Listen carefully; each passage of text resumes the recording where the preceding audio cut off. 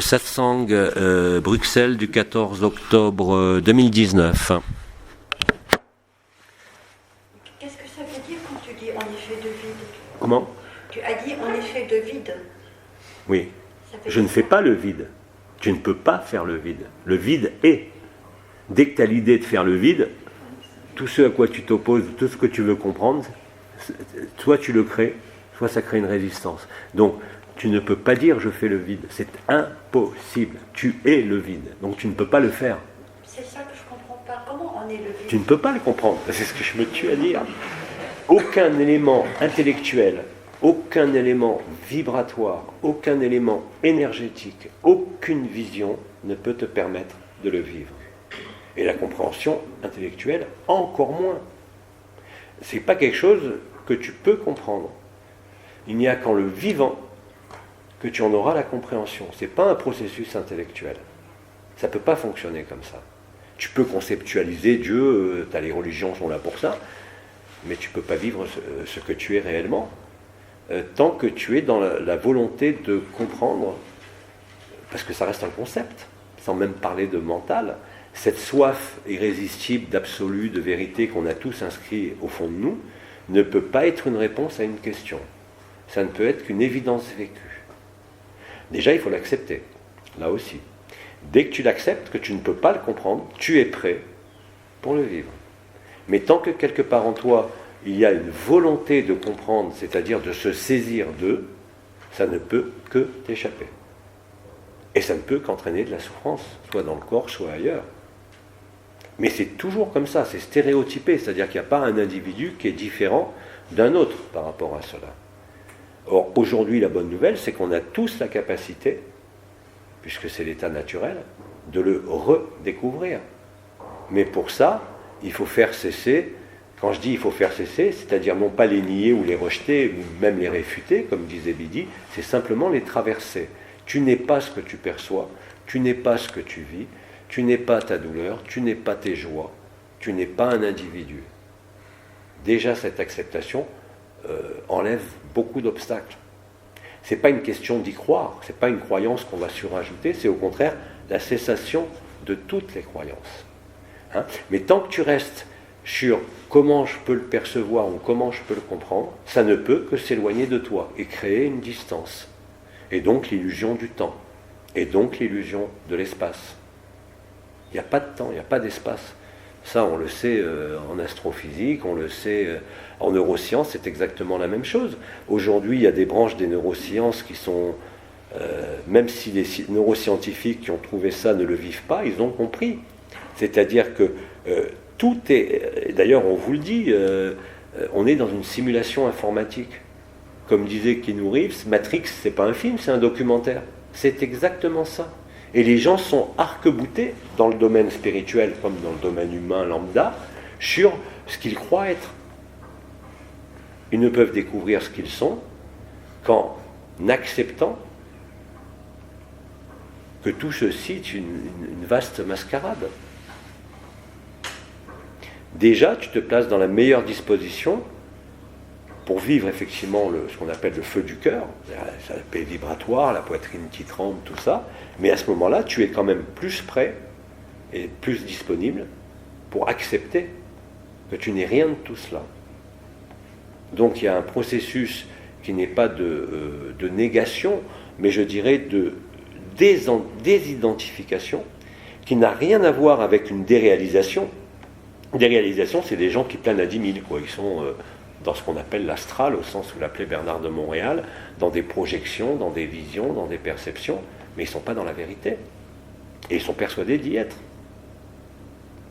C'est beaucoup plus facile aujourd'hui, comme disait le Christ, pour un enfant de passer, à un pauvre de passer le chat de l'aiguille, comme on dit, de traverser, de découvrir qui il est, que celui qui est encombré de possessions. Alors quand je dis possession, ce n'est pas les possessions matérielles, c'est des possessions qui peuvent être matérielles, mais qui concernent tout ce qu'on croit posséder.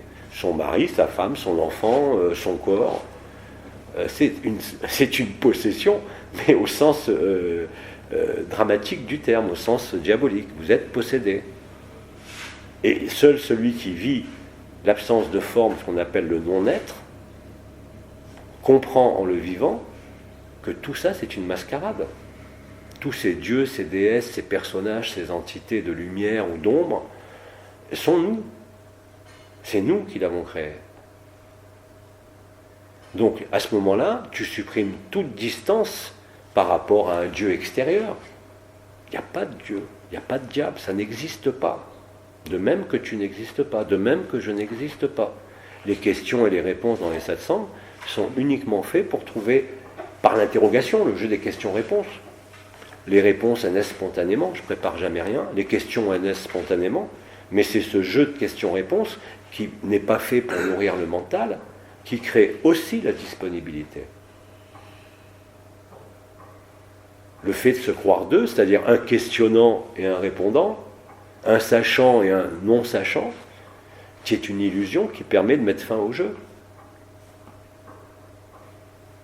La vibration a construit, comme on l'a dit, un échafaudage, un état vibratoire, nous a fait reconnecter ce qu'on a appelé la supraconscience ou le supramental, peu importe les mots que vous employez, qui vous permettent de manière plus facile de vivre la vérité. La vérité, c'est que nous sommes ce que nous sommes, c'est-à-dire nous ne sommes rien d'un individu, rien d'un monde, rien de ce que nous croyons être notre histoire.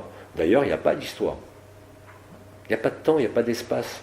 Mais tant que tu ne l'as pas ramené en tant que vécu dans la conscience ordinaire, ça ne sert à rien. Ouais. Quand je dis « je suis l'amour », c'est juste quand même. Oui, je n'ai jamais dit le contraire. Mais il vient d'où cet amour? De l'amour. Hein? De l'amour. Oui, mais il vient d'où?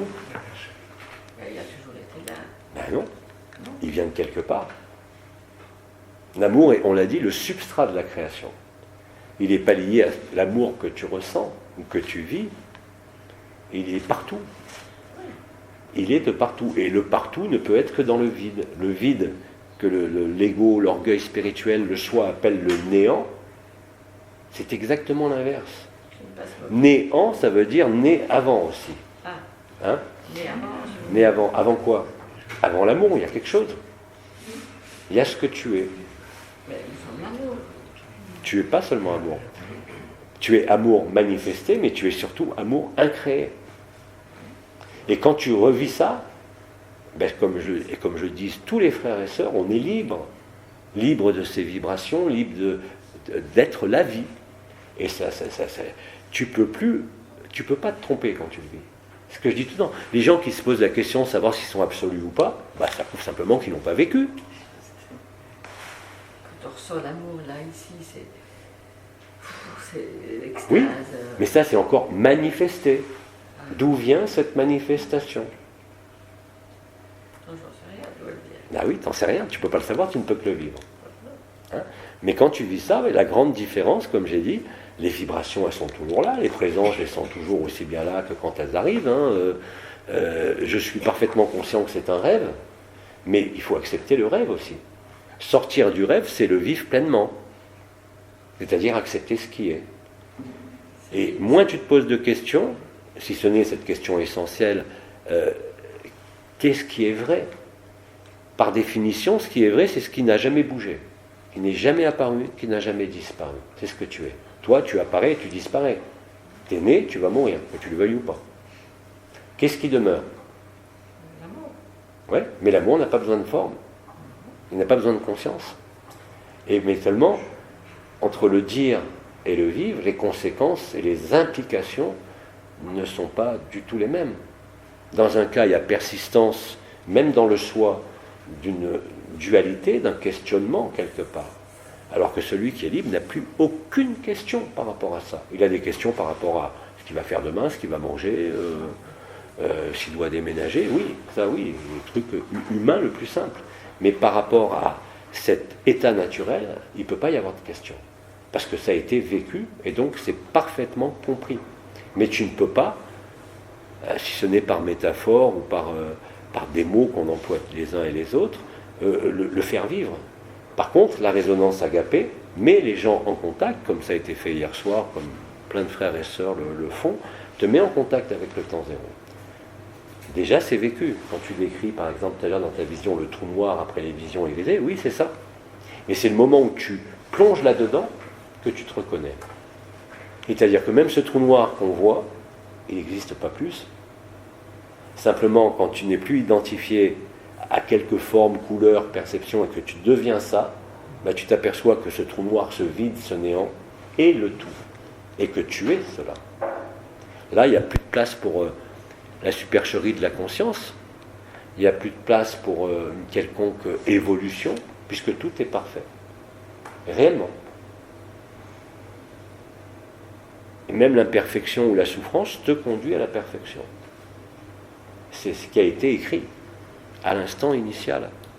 Alors ça n'empêche pas de s'amuser, ça n'empêche pas de faire des soins cristaux, ça n'empêche pas de faire du pendule, ça n'empêche pas de faire de la radiesthésie, ça n'empêche pas de faire ce qu'on aime.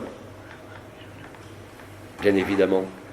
Parce que si vous concevez qu'une fois que vous vivez ça, il faut rester immobile dans un coin et passer 10 ans comme Mahananda Mohi en extase, vous vous trompez. Vous devez redevenir totalement humain, c'est-à-dire vivre ce que la vie vous fait vivre. Vous avez le droit d'avoir des passions, la musique, les cristaux, chanter, faire l'amour, ce que vous voulez. La vraie liberté, elle est là. Pourquoi tu fais une différence avec l'amour manifesté et tu dis oui, l'amour bien sûr. d'avant? Bien sûr. L'amour qui se manifeste ici dans mon cœur, c'est quand même la réalité. Mais je ne mets pas en doute ce que tu vis. Je mets en doute la finalité de ce que tu vis. Parce que tant que tu ne connais pas l'alpha et l'oméga, tu n'es pas libre. Tu transposes ce vécu réel de l'amour, ce feu qui est là, qui embrasse tout, il est manifesté puisqu'on le vit. Il est manifesté. Mais d'où vient la manifestation? Mais ça, tu l'as dans toutes les traditions. Si tu regardes dans le taoïsme chez les Chinois, ils parlent du ciel antérieur, qui est le ciel non manifesté, et le passage au ciel manifesté, par un retournement, bien sûr, qui est aussi bien la descente de l'enfant tête en bas. Mais tu le retrouves aussi dans la Kabbale. Quand on parle de l'arbre des séphirotes, avec Keter, le couronnement, beaucoup de gens pensent que c'est le summum. Non, après il y a Aïn, Aïn Sof et Aïn Sof Aor, c'est-à-dire la lumière et ce qui est au-delà de la lumière. Pour les NDE, par exemple, c'est très simple, ce qu'on appelle les expériences de mort imminente. J'ai fait partie des équipes de recherche il y a 30 ans de l'association Jans de Moody, française, et on avait des questionnaires pour les gens qui avaient vécu des NDE. Alors on sait qu'il y a 10% d'expériences de mort imminente qui sont hyper négatives. Les gens reviennent, ils sont encore plus mal qu'avant. Il y en a 90% de positives, et dans ces 90% de positives, il y en a à peine 5% qui ont vécu la vérité. Tous les autres, ils ont été arrestés par des membres de la famille, beaucoup plus jeunes, mieux habillés. Alors si tu es chrétien, tu vas voir Jésus. Si tu es adepte de Krishna, tu vas voir Krishna. Si tu es adepte de l'islam, tu vas voir Mohammed, et ainsi de suite. Si tu es bouddhiste, tu vas voir Bouddha. Mais ce sont des hologrammes. Ils n'existent pas. La lumière, elle est extérieure. Un être de lumière, la lumière est à l'intérieur. Elle est là. Encore quand il y a une forme. Donc tous ces êtres, les gens qui ont franchi ce tunnel et qui sont atterris dans un monde où tout est amour, tout est éthéré, n'ont vu que des fantômes. Par contre, parmi ces 90% d'êtres, il y en a 10% qui, comme par hasard, sont toujours des êtres qui ont réussi à se repérer dans l'espace. Des pilotes d'avion, des pilotes de Formule 1, des pilotes d'hélicoptères, des mathématiciens, des physiciens qui ont une représentation spatiale, qui eux ont été capables de traverser ces fantômes parce qu'il y avait la lumière derrière. Vous savez que les membres de la famille, oui mais non, regarde, ta mission n'est pas terminée, il faut que tu retournes sur Terre. C'est du pipeau intégral. Alors bien sûr, quand les gens reviennent, ils savent qu'ils ne sont pas limités à ce corps, mais ils sont encore limités à des mondes manifestés. Par contre, les 5% de ceux qui traversent ces fantômes, le Christ, Bouddha, Mahomet ou tout ce qu'ils voient, ou ces pseudo-membres de la famille, vont dans la lumière, c'est-à-dire le soleil, et vont de l'autre côté de la lumière, c'est-à-dire dans ce qu'on appelle le ciel antérieur, ou si tu préfères, l'Aïn Sof Aor dans la tradition, dans la Kabbale originelle, mais c'est la même chose. Et ceux-là qui reviennent, ils sont, eux, libérés de tout concept, de toute forme, de toute évolution, ou de toute âme. Tous les autres ont vécu un rêve dans le rêve, ce qu'on appelle l'astral, qui est un plan archontique, c'est-à-dire des forces d'enfermement qu'on n'a pas à juger, puisque s'il n'y avait pas eu de script écrit totalement au départ, c'était histoire sans fin, quoi. Être libéré, c'est, je veux dire, comme ça vient, prendre conscience que nous sommes antérieure à la à toute forme et à toute manifestation. Et que tu as été tout cela à la fois hors du temps et de l'espace. Il y a une mélange qui vient confirmer. Alors, hop. Tout en étant ici dans notre corps. Comment ? Tout en étant ici dans notre corps. Mais surtout dans ce corps, pas ailleurs. Pas ailleurs. Tu sais, l'année dernière, quand j'ai fait des soins en sortant en conscience nue, ou quand je me suis vu que je pouvais emprunter n'importe quel corps d'éternité. Je pouvais être le Christ, je pouvais être Bouddha, je pouvais être Thor. Je me suis bien amusé avec le marteau de Thor d'ailleurs. Tout ça, c'est des archétypes. Tout ça, ce que Bidi appelait ses dieux et ses déesses, n'ont aucune consistance. Et l'archange et tout ça, ça même. Mais ils existent dans leur plan. Bien évidemment. J'ai voyagé sous les ailes de Michael, c'était réel. Mais ce réel-là n'est pas la vérité. C'est un plan de manifestation. Dimensionnel. La vraie liberté, c'est de retrouver l'origine qui est aussi la fin, puisque ça n'a jamais existé. Et là, tu ne peux, encore une fois, tu ne peux pas en parler. Même si je peux vous décrire certains états, ce n'est pas pour ça que ça va vous le faire vivre. Ce n'est pas pour ça que ça va vous donner la possibilité de le vivre. C'est juste un témoignage comme un autre. Mais l'important, c'est que quand tu le vis réellement, et tu n'as pas besoin de sortir du corps ou d'aller être dans un corps d'éternité ou en conscience nue, ça se vit là au centre maintenant. Dès que tu acceptes cela, bah, tu tombes dans le trou noir qui est au milieu, avec parfois une angoisse, comme tu dis. Et quand tu plonges là-dedans, c'est une image, hein, bah, tu découvres la vérité. Il n'y a jamais eu de monde. Il n'y a jamais eu de planète, il n'y a jamais eu de soleil, il n'y a jamais eu d'étoiles. Tout ça est en nous. Alors la pilule est difficile à avaler, et elle ne sera jamais avalée par la conscience d'ailleurs, c'est impossible. Il n'y a qu'en retrouvant cette source de la conscience même, que tu découvres que même ce qu'on a appelé le « je suis », le « soi », dont on a tant parlé, dont les anciens et tous les êtres ont tant parlé, est une illusion totale. Ce n'est pas vrai. C'est pour ça que je disais tantôt, est-ce qu'on peut dire je suis l'amour finalement? Non, Parce que non, c'est pas juste non, non non. plus. Tu ne peux pas dire ni je suis, ni je suis un, ni je suis l'amour. Parce que dès l'instant où tu dis ça, il y a identification à une forme qui porte ce concept. Qu'est-ce qu'on- Tu es antérieur à cela. on dit rien, on peut rien dire alors. Mais tu ne peux pas le comprendre. Et tu auras beau poser des milliards de questions. On peut pas dire je suis l'amour, non. Hein? On ne peut pas dire je suis l'amour. Mais tu peux le dire, mais tu n'es pas que ça. Oui, oui. Et l'important, encore une fois, je le répète, c'est une fois que tu as vécu la vérité, qu'il n'y en a qu'une, qu'on appelle la vérité absolue, hein, qui est différente. On renvoie à Anaël en 2009 sur l'abandon à la lumière, déjà personne ne comprenait. Ensuite sur la vérité relative et la vérité absolue. La vérité absolue, elle ne dépend pas d'un point de vue, elle ne dépend pas d'une histoire. C'est la même pour chacun, parce qu'il n'y a personne. Et bien évidemment, tu ne peux que constater les conséquences sur le fonctionnement de ton corps, sur le fonctionnement de ton mental, sur le fonctionnement de ta vie, et la liberté que tu vis. Parce que quand on parle de liberté intérieure, quand Krishnamurti, même de son vivant, exprimait ça, les gens ne pouvaient pas comprendre. La vraie liberté, c'est quelque chose que tu ne peux que reconnaître. Ça ne supprime pas les emmerdes de l'humain. Hein. Quand tu as mal au dos, tu as mal au dos. Quand tu es constipé, tu es constipé. Quand tu manques de fric, tu manques de fric. Ça ne va rien changer à ça. Hein. Mais tu es dans quelque chose qui est vrai. Et tu le sais. La question de l'amour ne se pose même pas. La question du « je suis » ne se pose même pas. C'est ce que je dis en préambule. Ok, Abba, mais je suis avant tout Jean-Luc Ayoun avec sa vie, ses problèmes, qui vit comme tout le monde les mêmes emmerdes, les mêmes joies, les mêmes peines. Mais tu n'es plus identifié au personnage, c'est ça? Non, mais je suis dans ce personnage. Tu es quand même dedans. Ouais. Et ce personnage est mon véhicule. Mais tu n'es plus identifié au personnage. Voilà.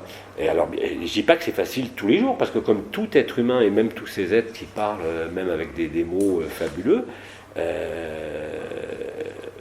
on a notre humanité. On a les mêmes merdes que tout le monde à tous les niveaux. Il ne faut pas croire qu'on est un être éthéré, complètement évanescent, complètement sur son piédestal ou sur son trône. Non, au contraire. On est redevenu, c'est pour ça qu'on parle de jeu naturel, jeu absolu, jeu éternel. On a bien mis le jeu, J-E, pas le soi.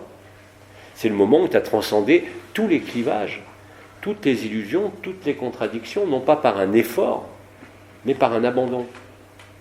par un sacrifice, si vous préférez. Oui. Un intervenant, je ne sais plus lequel, il a dit la conscience ne s'abandonnera pas elle-même. Jamais. Donc, qui fait ce sacrifice ultime de la conscience? Parce que c'est pas la conscience, puisqu'elle ne s'abandonne pas elle-même. Jusqu'au bout, elle ne peut pas quoi? La conscience elle-même ne s'abandonne pas. Jamais, elle ne peut pas. Alors, le but de la conscience. Le sacrifice, tu peux le réaliser uniquement par l'acceptation. Alors, qui est-ce qui accepte? L'acceptation n'est pas un concept, c'est pas de dire j'accepte de manger ça ou de pas manger ça, ou de faire l'amour ou de pas faire l'amour. C'est l'acceptation inconditionnelle de ce qui est. En acceptant que tu ne peux rien changer de ce qui est, en acceptant que absolument tout, même quand tu bouges le petit doigt, a été écrit. Donc, ça te met dans un positionnement de la conscience qui est l'accueil et non pas la revendication. Quand tu dis je suis, c'est une revendication. Quand tu dis je suis un, c'est une revendication. Quand tu dis je suis amour parce que tu le vis, c'est aussi une revendication. Donc l'absence de revendication, le temps zéro, le silence, te conduit à ça. Il n'y a pas de meilleur mot, je suis désolé, que l'acceptation. Je vous l'ai dit, en neurosciences, en neuroéthologie et en neurothéologie, c'est-à-dire les neurosciences du mysticisme, tous les processus mystiques, ils ont été identifiés dans le cerveau. Mais le cerveau n'est rien. Oui. Ah oui. Non, mais je cherchais En fait, non, je voulais parler d'Anita, je ne sais pas si c'est Morjani ou... qui est revenu guéri de l'Odola, qui a fait une NDE. Oui. Et elle, en fait, quand elle a fait cette NDE, elle avait un cancer, elle est tombée dans le coma pendant 30 heures. Et quand elle est revenue, elle est entièrement guérie. Comme Eben Alexander, oui. Oui, et c'est vrai que quand on lit ses écrits, elle est vraiment dans l'absolu après. Oui, tous les gens qui ont vécu cette transmutation du corps instantanée, en faisant une NDE, effectivement, sont libres. Docteur Eben Alexander, il n'avait pas de cancer, lui, mais il a eu son cerveau, son néocortex bouffé totalement. Il n'avait plus de cerveau. Il a reconstitué un cerveau en une semaine. Et aujourd'hui, il y a Docteur Charbonnier qui parle de l'hyperconscience. Non, alors ça, c'est le docteur Charbonnier, je connais très bien d'ailleurs, il est dans le trip astral, c'est-à-dire les NDE, la survivance de l'âme et tout ça. Ça, c'est des conneries. Mais c'est en moins un pas énorme. Est-ce que ça permet de guérir? Ça permet déjà de ne plus avoir peur de la mort, de savoir qu'on est entre guillemets immortel, mais ça ne te donne pas la vérité. Mais ça permet de guérir certaines personnes. Oui, bien sûr, bien sûr. Mais les énergies guérissent aussi encore aujourd'hui. Mais les énergies sont par essence lucifériennes. Le travail de transhypnotique aussi est luciférien. Parce qu'il te ramène à l'âme, mais pas à la vérité. Hein?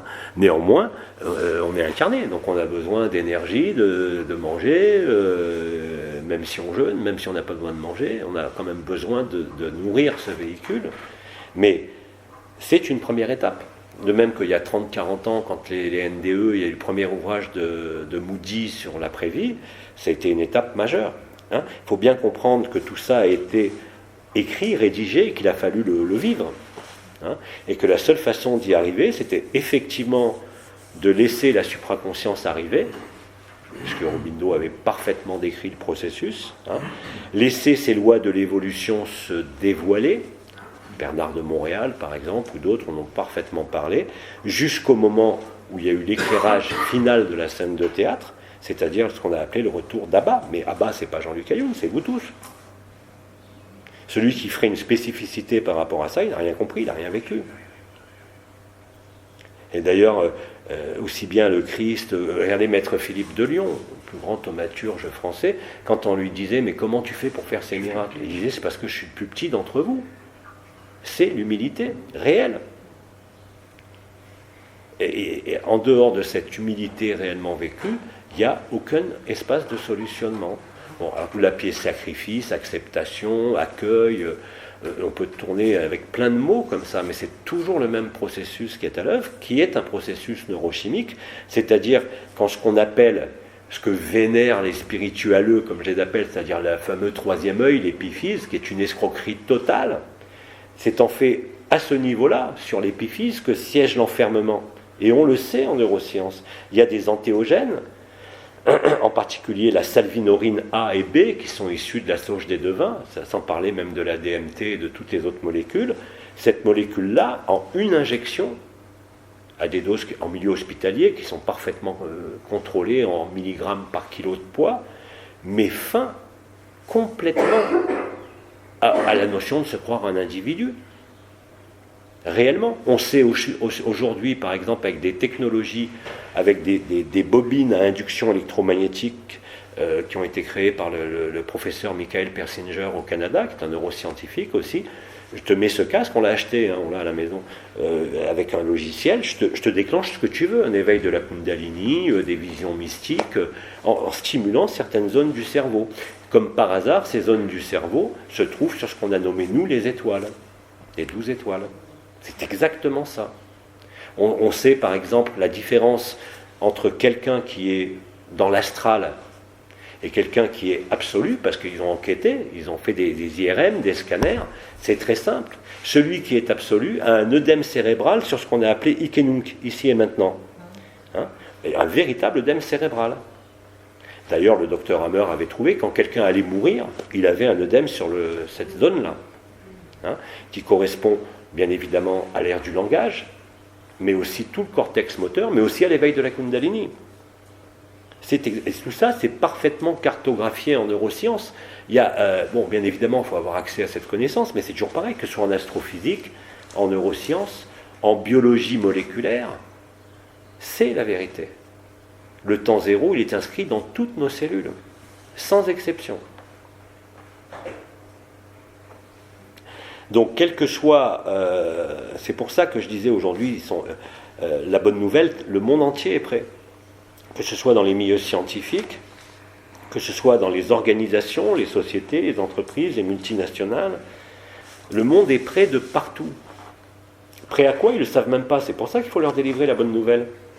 Vous êtes la vérité, elle est dedans vous. Tout le reste ne fait que passer. Alors après, les discours vont varier, les mots qui vont être employés sont fonction bien sûr de la structure de mon cerveau, de l'agencement de mon cerveau. Les mots que je vais employer ne sont pas les mêmes que ceux qu'a employé Betty ou Claudette ou Ginette ou d'autres, je donne que les prénoms parce que c'est pas la peine de tous les nommer. C'est la stricte vérité. Mais celle qui est allée le plus loin d'ailleurs, elle est morte au niveau de cette vérité. Si vous voulez vraiment avoir quelque chose de percutant à vous mettre sous les yeux à lire, c'est Christiane Singer, bien évidemment. Parce qu'elle sait sa vie, elle est morte. Elle est parvenue, elle n'a pas été guérie, mais ce qu'elle a décrit et vécu dans les jours qui ont précédé sa mort, c'est exceptionnel. Exceptionnel. Parce qu'elle savait qu'elle allait mourir, il n'y avait aucune issue possible. C'est ce qu'elle disait, quand vous êtes raboté par la maladie, qu'il n'y a plus rien du tout, que vous n'êtes plus rien de votre personnage, parce que c'était quand même un sacré personnage quand elle était bien vivante avant d'être malade, elle dit, vous apercevez que c'est là où il y a tout. Il y a l'amour. Mais pas l'amour manifesté, parce qu'elle sortait de manifestation. L'amour substrat, l'amour essence, l'amour qui est partout, qui infiltre tout, même au sein des noirceurs les plus invraisemblables qu'on vit sur cette terre. Et la liberté, elle est là. Et tant que vous n'avez pas réalisé cela, l'avantage qu'on a, c'est qu'on est dans un scénario collectif qui ne concerne pas seulement la Terre ou ce système solaire, qui concerne les 7 super-univers, tels que c'était décrit dans la cosmogonie du Rancia. Les 7 super-univers sont en train de se réveiller. Et c'est nous, les 7 super-univers, il n'y a rien d'autre.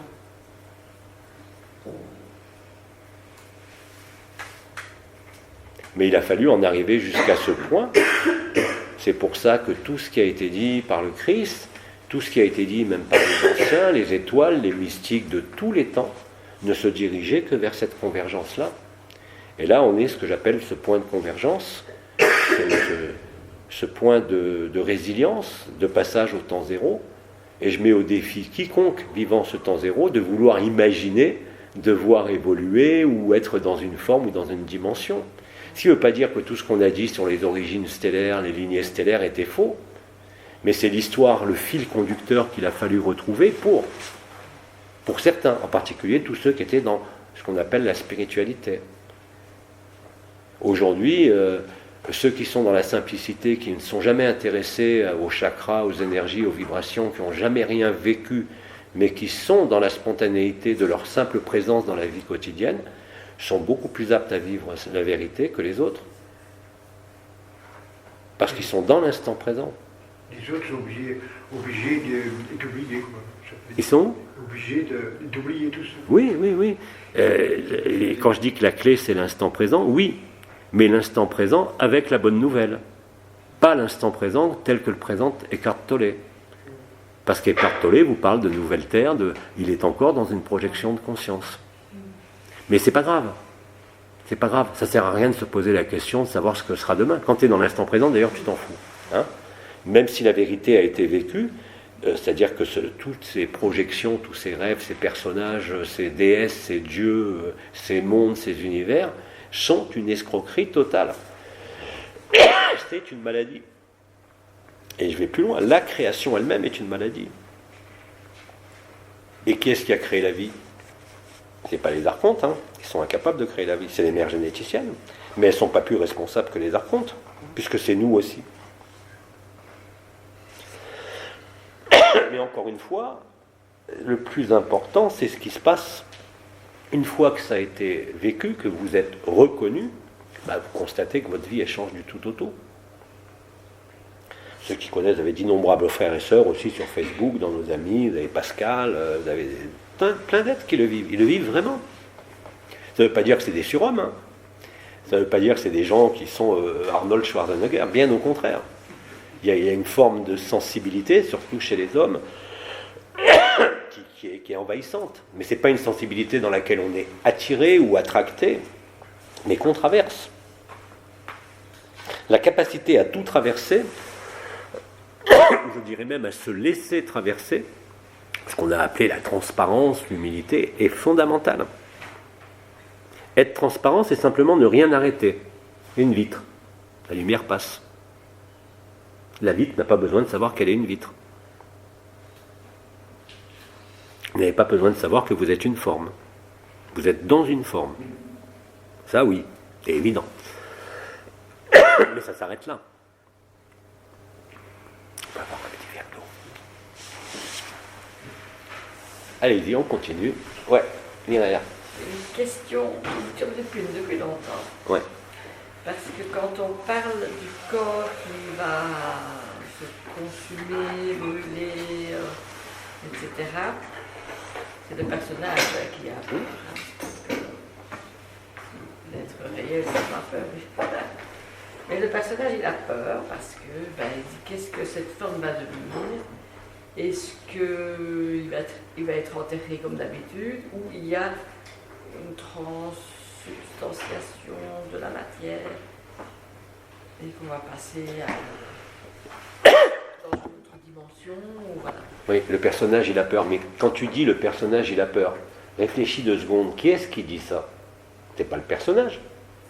Quand tu prononces cette simple phrase, Oui. Qui dit ça? Qui dit ça? Non, mais la question est essentielle. C'est l'ego qui a peur. Qui est-ce qui dit le personnage a peur? Si tu dis le personnage a peur, c'est bien que tu n'es pas le personnage. Je ne suis pas le personnage. Hein? Je ne suis pas le personnage. Ben voilà.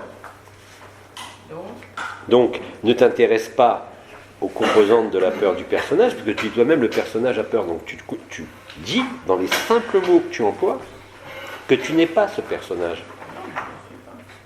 À partir de là, pourquoi toi voudrais-tu avoir peur? Qui est-ce qui a peur? On est d'accord.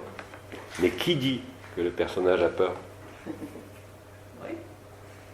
Ce qu'on appelait à l'époque l'observateur ou le témoin. Est-ce que l'observateur ou le témoin, à part relayer la peur du personnage, a lui peur? Non.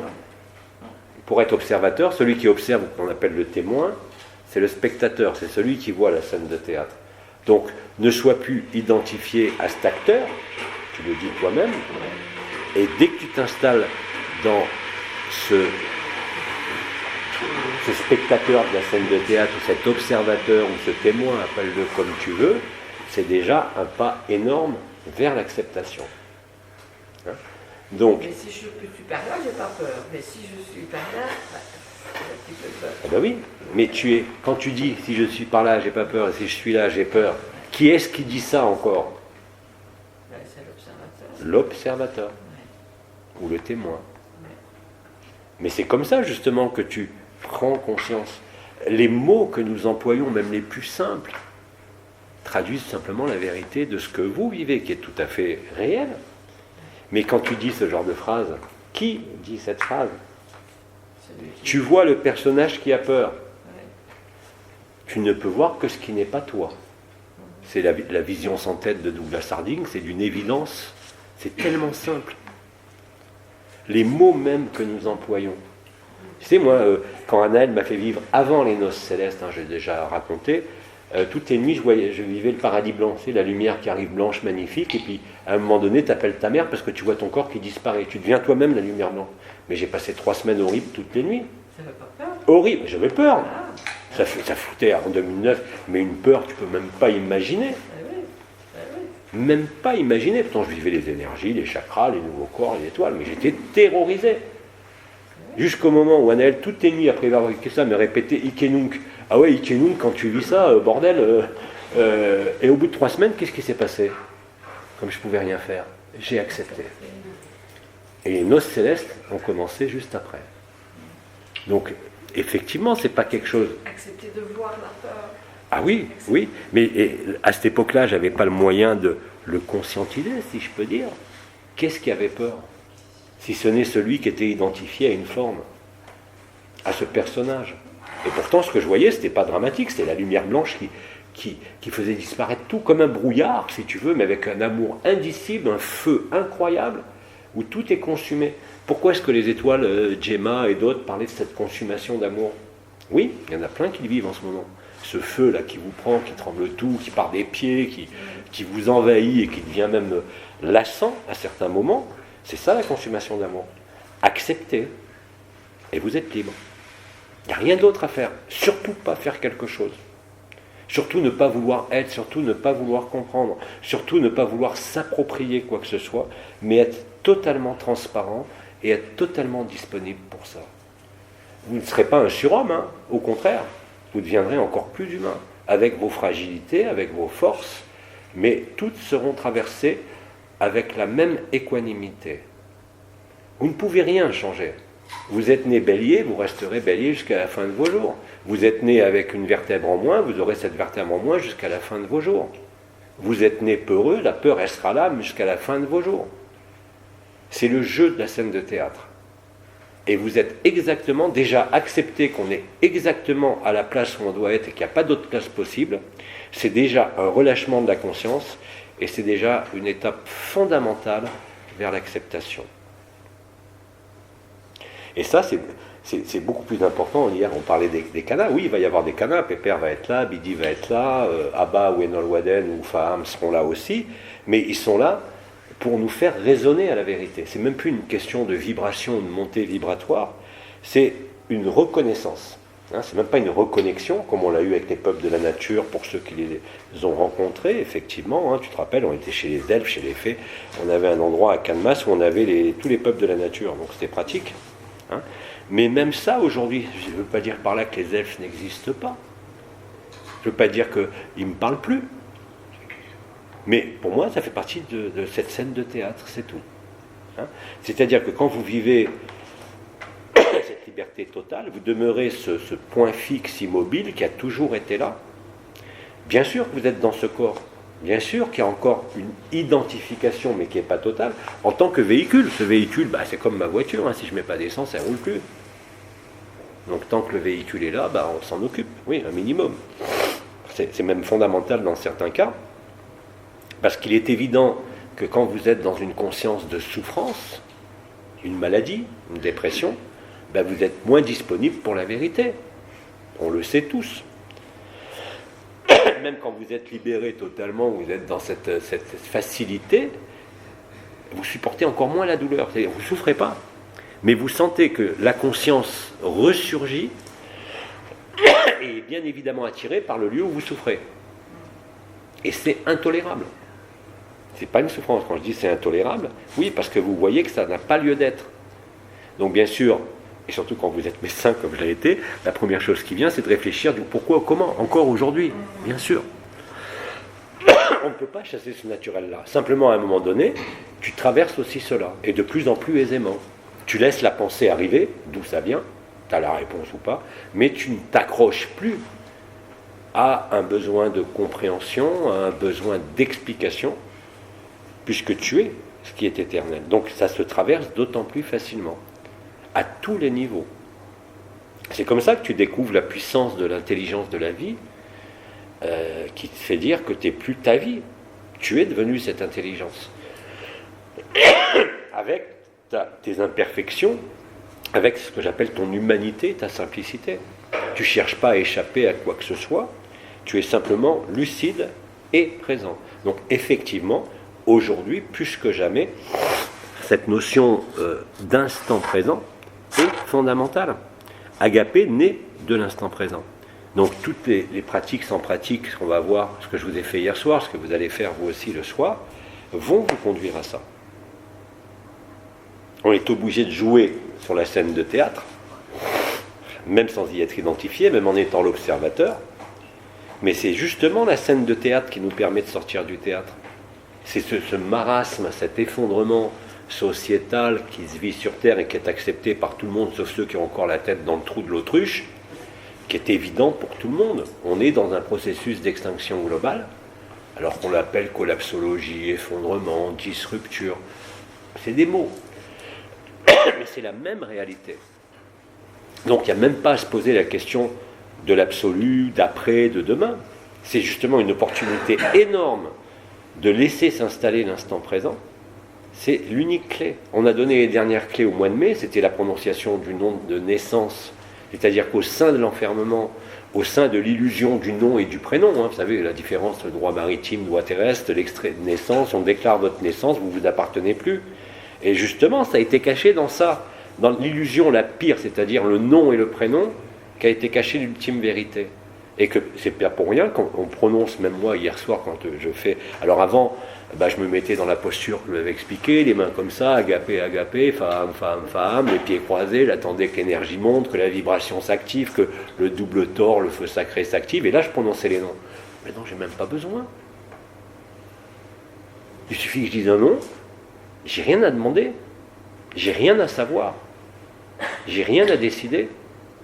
Dès l'instant où je dis un nom dans cet état, qui est l'état de libre, de liberté, l'autre est en moi.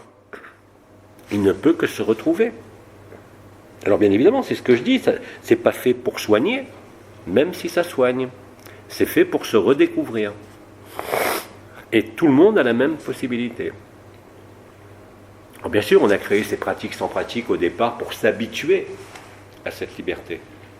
Mais maintenant, je ne m'inquiète même plus de savoir si ça se met à vibrer, si c'est le feu igné, si c'est le tort, ou si c'est la personne qui rentre en moi, ou moi qui vais en elle, peu importe. Comme m'avait dit Bidi quand je sortais de mon corps, il m'a dit à un moment donné, tu n'as pas besoin de sortir, tu as juste à accueillir l'autre.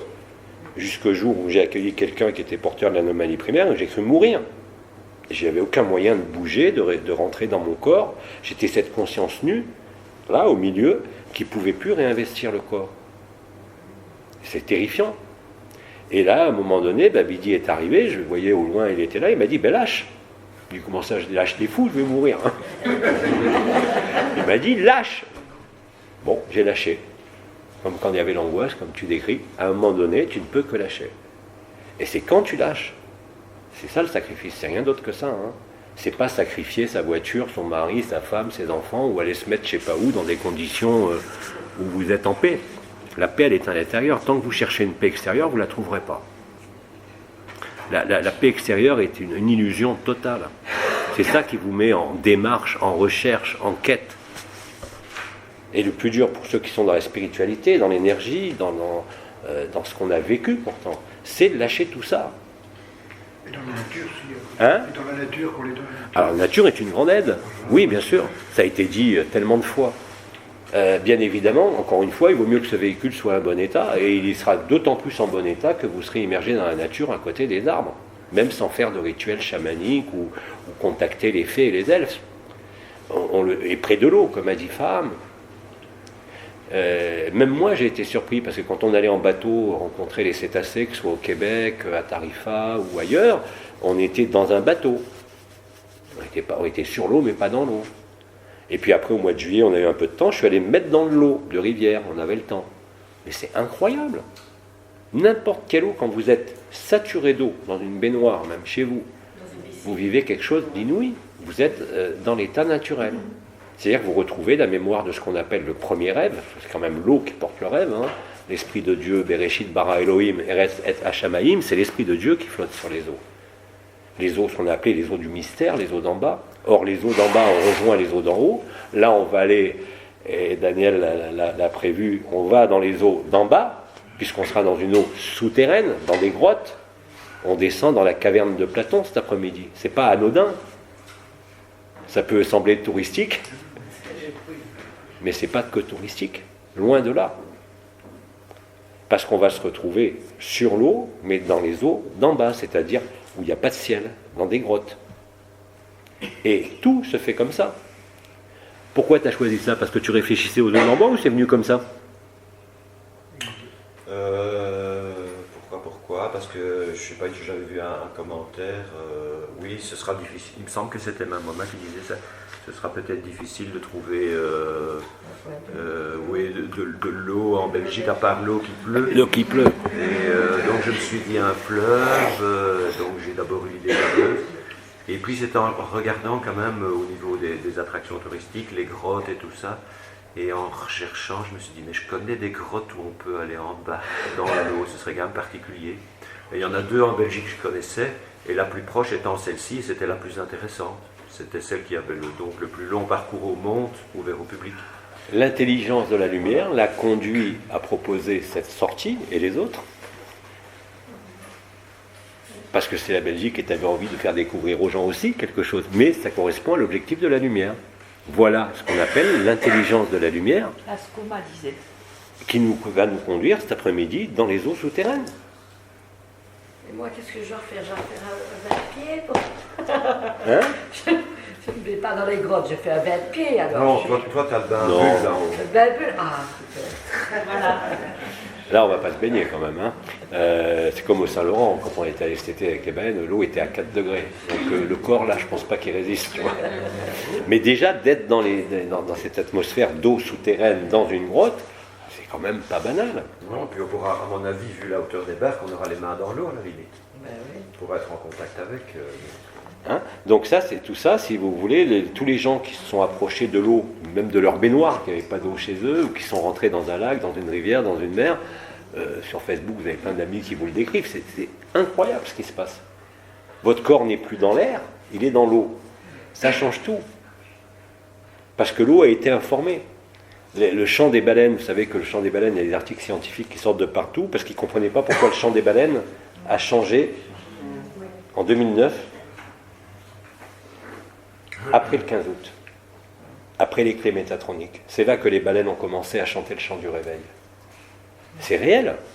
Sur la scène de théâtre, c'est tout à fait réel. C'est pas une vue de l'esprit, ça se passe pas ailleurs, ça se passe ici. Et à Porte Dorée, là, il y a une exposition sur les cétacés. Et dimanche prochain, il y a un film sur le chant des baleines. Oui, ils en parlent de plus en plus. Oui, ils en parlent de plus en plus parce qu'effectivement, ça a surpris tout le monde. Vous avez même un monsieur qui travaille sur le chant des baleines et qui s'est aperçu que le chant des baleines, c'est avant tout ce qu'on appelle des protéodies. Alors, sans rentrer dans les détails, c'est un peu compliqué. Ça s'appelle, au départ, c'est un monsieur qui s'appelle Joel Sternheimer, qui a écrit un livre qui s'appelle « La musique des particules ». C'est lui qui a ouvert la voie de ce qu'on appelle l'architectonique moléculaire. Quand une molécule, quelle qu'elle soit, change de forme, elle change tout le temps de forme, une molécule, elle émet des photons. Par exemple, quand une hormone arrive sur sa cible, au niveau de l'organe, on nous a appris à l'école, en biologie, même élémentaire, au lycée, que la molécule venait s'encastrer dans la paroi de la cellule pour délivrer son message, son information. Il n'y a rien de plus faux. En fait, ce qui déclenche le message, c'est le changement de conformation d'une molécule.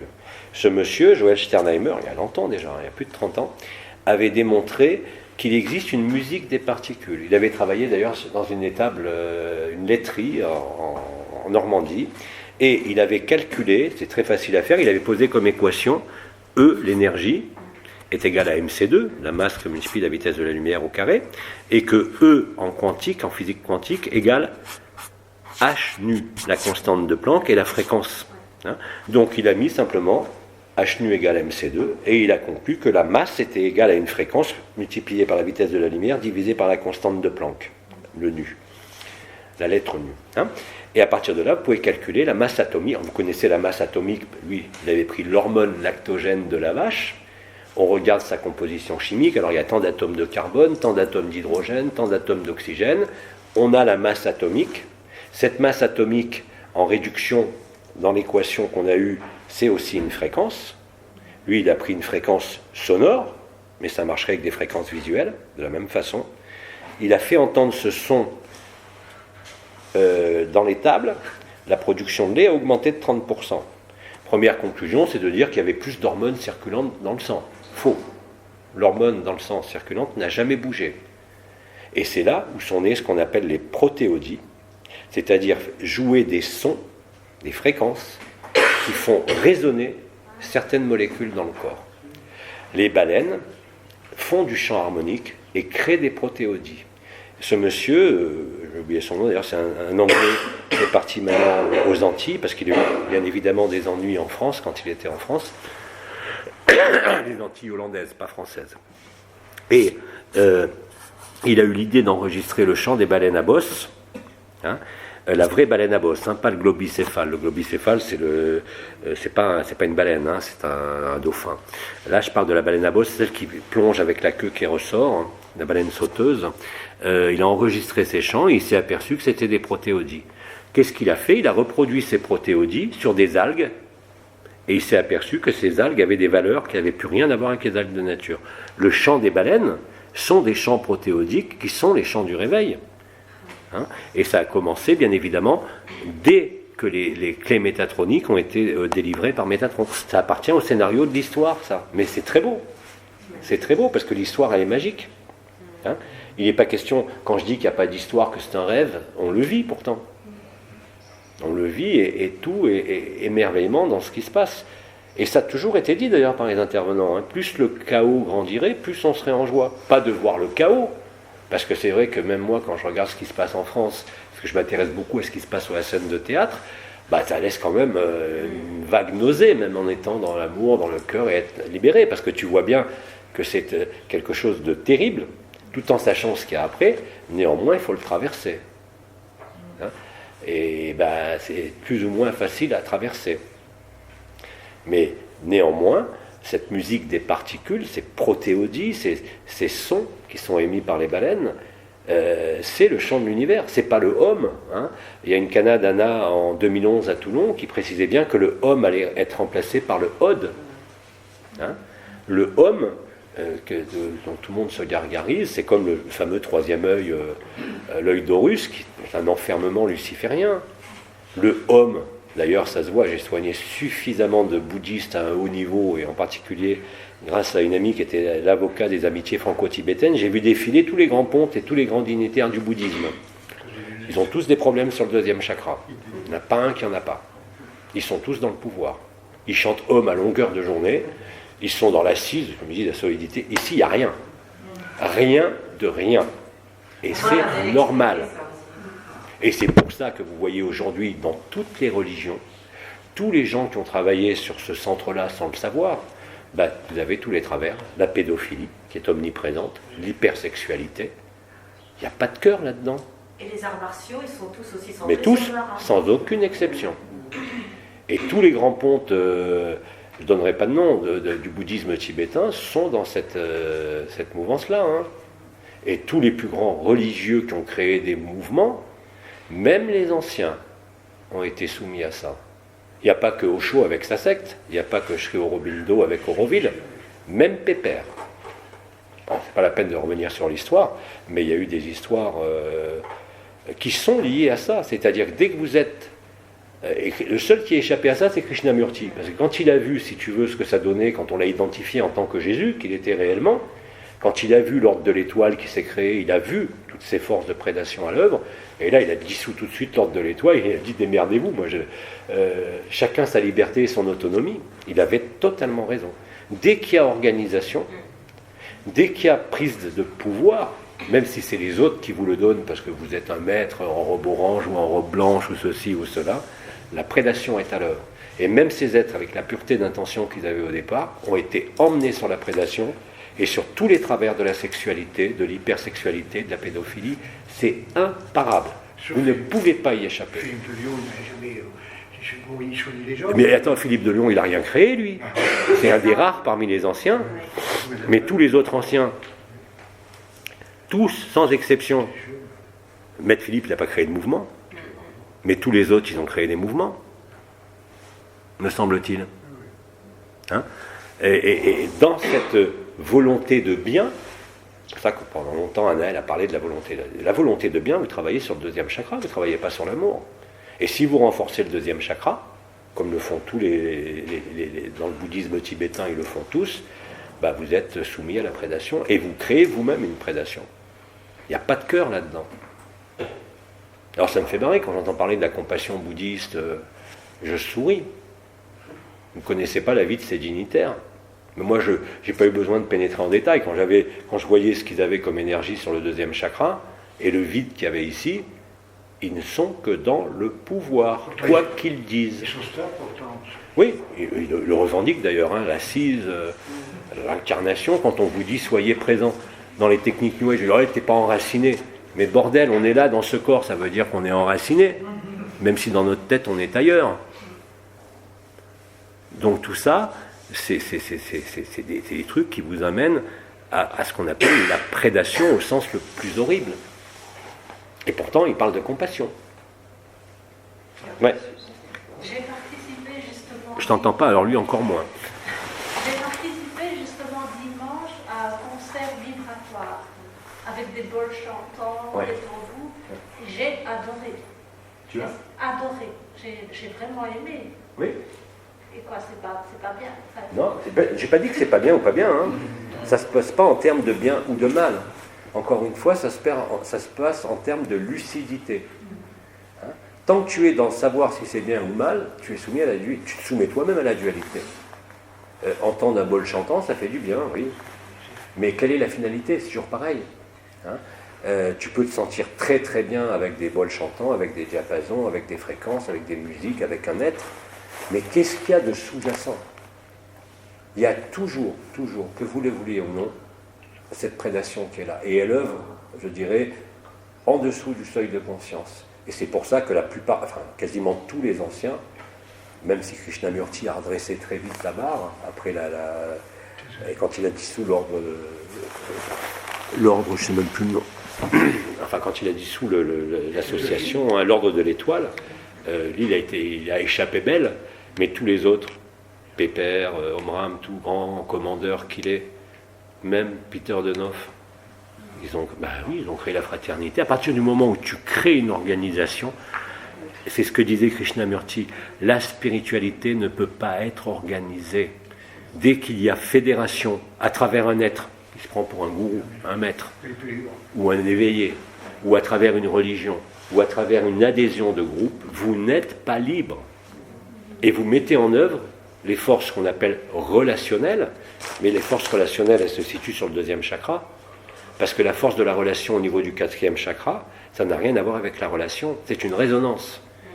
La relation n'est pas une résonance. Dans la relation, il y a deux individus.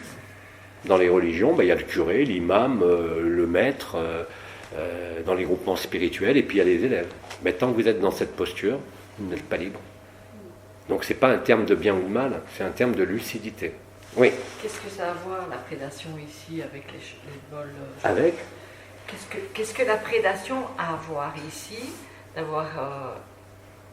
elle a été écouter un concert. J'ai pas dit que c'était de la prédation. Ah, c'est ce que J'ai pas dit ça. J'ai dit simplement que tout ce qui est fréquence, quelle qu'elle soit, te fait vivre des choses. La lumière, les sons, la musique, le chant, la création artistique. Mais après, tout dépend de ta lucidité. ne confond pas ce qu'elle exprimait par rapport au son avec des mouvements, ou des organisations dites spirituelles. Ce que je veux dire par là, c'est que dès que vous voulez organiser la vie, ben vous êtes dans la prédation.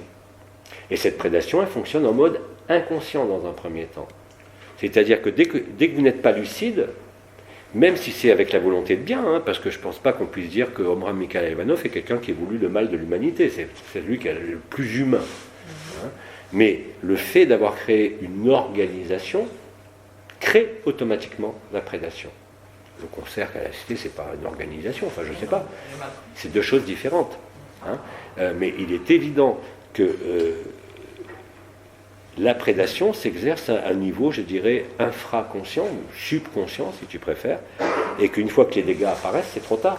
C'est-à-dire que vous êtes placé dans une position de maître, de gourou, de religieux qui enseigne, mais si vous perdez de vue l'objectif, qui est la liberté de l'autre, et c'est très facile de perdre cet objectif, ben c'est fini. À ce moment-là, vous êtes récupéré, comme d'ailleurs tous les grands archétypes. Quand je suis allé sur les miroirs de Van Allen, et que j'ai vu tous ces dieux, toutes ces déesses qui étaient dans des miroirs qui refouattaient à l'infini la lumière, j'ai compris que tout avait été dévié. Même Marie, même Jésus, même Bouddha, et tous sans aucune exception. Ils sont tous récupérés par les forces de la dualité. Ça ne remet pas en cause le messager. Ça remet en cause ce qu'on en a fait. Et d'ailleurs, il y a une histoire très marrante. Dieu et diable qui marchent ensemble sur la plage, et puis Dieu dit au diable, je vais donner la liberté, parce que l'être humain est libre, donc je lui donne la totale liberté. Et le diable, il dit quoi? Ne t'inquiète pas, je vais l'organiser. Eh ouais. Vous ne pouvez pas être libre et appartenir à une organisation, quelle qu'elle soit. Bien sûr qu'on est tous passés par là. Moi aussi, j'ai été adepte du bouddhisme, j'ai été adepte du christianisme, et de tout ce qui pouvait être religieux, entre guillemets. Je suis passé par là. À 33 ans, j'ai vécu la passion du Christ, je l'ai réellement vécu, avec les odeurs saintes dans les mains, tous les vendredis saints. Est-ce que ça a changé ma vie à ce moment-là? Non. Absolument pas. Il n'y a que la découverte de qui je suis qui a permis ça. Et quand je parlais de la ceinture de Van Allen, quand j'ai vu, comme Bidi d'ailleurs, parce qu'il le décrit dans ses livres, quand vous arrivez et que vous voyez ces miroirs qui envoient des images à l'infini de tous ces archétypes, de tous ces dieux, de toutes ces déesses, c'est une falsification totale. Encore une fois, si je prends l'exemple de Marie, on en a fait la reine des cieux et de la terre, c'est ce qu'elle est, mais sur cette terre, c'était la plus humble des personnages. Vous diriez aujourd'hui, c'était la plus naïve et la plus crédule des femmes qui existaient sur terre. Elle n'était pas au courant de qui elle était. C'est ce que disait le maître Philippe. Maître Philippe disait, je suis le plus petit d'entre vous. Vous l'avez dans le symbolisme du Christ, dans le lavement des pieds. C'est celui qui est le plus petit, c'est celui qui est le plus humble, qui est le plus proche de la vérité. C'est jamais celui qui se présente avec une tenue orange ou blanche ou avec des guirlandes autour du cou qui crée un ashram. Eux, ils sont possédés. Malgré qu'ils aient été honnêtes, authentiques et véridiques. Parce que c'est la trame de ce monde. La trame de ce monde, c'est Matrix, le film. C'est une simulation informatique dans le vrai sens du terme. Les scientifiques, aujourd'hui, s'en aperçoivent, ils le disent. Rien n'est réel. Il n'y a ni Dieu ni maître. Ni Dieu ni maître, surtout pas.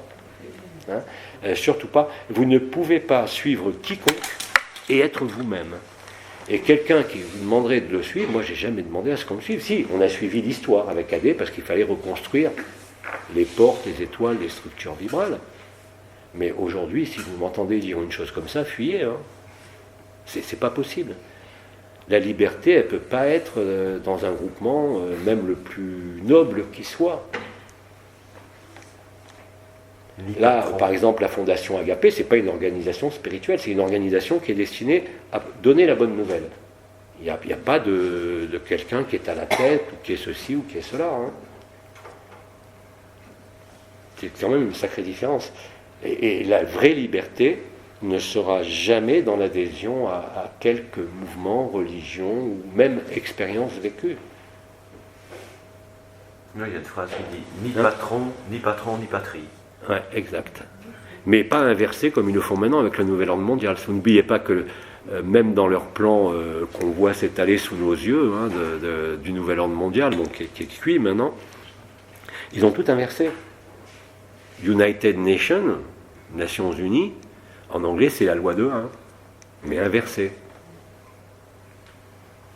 Ils ne savent pas, ils sont obligés de se référer à la dualité. Quand on parle d'énergétique, moi aussi j'ai fait de l'énergétique pendant 25 ans, il m'arrive d'en faire, d'énergétique basique, tout en sachant que c'est une énergie luciférienne. Mais je ne suis pas dupe. J'en fais pas un objectif ou quelque chose qui est la vérité. Mais tu es obligé de te servir, quand tu es sur une scène de théâtre, tu te sers du décor. Il y a ton jeu, bien sûr, puis il y a le décor. Bon, le décor, il est là. Donc, Il y a encore des gens qui ont besoin de soins énergétiques. Comment ? Il y a encore des personnes qui ont besoin de soins énergétiques. Mais je n'ai jamais dit le contraire. Même si... Oui, non, je n'ai jamais dit le contraire. Mais il faut être lucide, c'est une question, là aussi, de lucidité. C'est pas une question de dire « Ah, c'est luciférien, je m'en sers plus ». Non, c'est une question de lucidité. C'est-à-dire que vous voyez clairement les choses, on est dans un cadre donné, sur la scène de théâtre, il y a une chaise de telle couleur, si tu en veux une autre d'une autre couleur, elle n'existe pas. Donc, comment tu fais ? Tu t'en sers. Mais vous êtes dans la lucidité, c'est-à-dire que vous n'êtes plus dupe des énergies, des relations, et surtout, quand vous êtes totalement libre, tout ce qui est prédation, même invisible, devient intolérable. Donc, raison de plus, vous ne pouvez plus exercer la moindre prédation envers quiconque. C'est ça l'humilité. C'est pas de se mettre dans une posture, c'est vivre que non seulement l'autre est nous, et que ce qu'on fait à l'autre, comme disait le Christ, c'est à nous-mêmes qu'on le fait, même à l'ennemi, au soi-disant ennemi. Il n'y a pas de meilleur révélateur aujourd'hui que celui qu'on pourrait appeler un ennemi, ou une circonstance dramatique dans notre vie. Parce que c'est là que se trouve le facteur de dépassement. C'est-à-dire l'acceptation, l'abandon à la lumière, et le vécu de cet état naturel. L'absolu, vous l'appelez comme vous voulez, Parabrahman, ultime, Ein Sof Haor, ciel antérieur, le Tao, peu importe, ce sont des mots, mais ils traduisent tous, sans exception, la même vérité. Et cette vérité qui est absolue, qui ne dépend pas des conditionnements, ni des histoires, ni des maîtres, ni des gourous, ni des religions, ni des exemples, même s'ils ont été authentiques. Ceux qui ne se posent plus de questions. Non, voilà, il n'y a plus de questions. Mais en plus de ne pas se poser de questions, il y a une lucidité. Elle est réellement là. Ce n'est pas une lucidité discriminante, parce qu'il n'y a plus besoin de voir, de sentir les entités de lumière, d'ombre. Bien sûr que à un niveau de l'être, je le vois clairement. Mais ça n'est d'aucun intérêt. C'est le moment où tu acceptes que tout est parfaitement à sa place. Même les choses les plus intolérables, même si elles te remuent. Comme je disais tout à l'heure, quand je vois ce qui se passe en France par rapport à la dictature et tout, c'est remuant, même si tu sais que c'est une scène de théâtre. Mais on est encore, qu'on le veuille ou pas, même si le théâtre n'existe pas, c'est pas une fuite du réel, c'est une acceptation du réel. C'est une acceptation de ce qui est. La liberté, elle est là. Avec des fois, c'est l'horreur. Ah ben j'ai pas dit que c'était facile, mais néanmoins si tu te mets en posture d'acceptation, là ça devient facile. Et beaucoup plus facile d'accepter une caresse ou une étreinte d'amour que d'accepter une claque. C'est évident, pour tout le monde.